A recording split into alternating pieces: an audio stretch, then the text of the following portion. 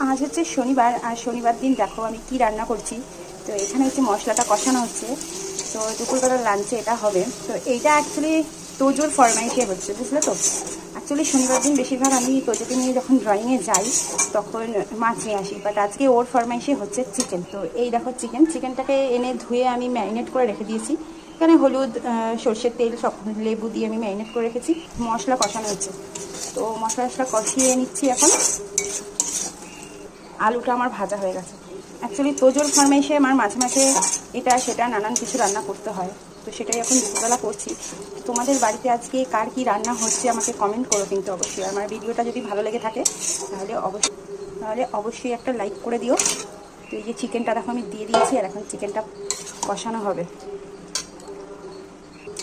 তো যদি ভিডিওটা ভালো লেগে থাকে আমার, তাহলে কিন্তু অবশ্যই একটা লাইক অ্যান্ড সাবস্ক্রাইব করে দিও। যারা নতুন দেখছো তারা কিন্তু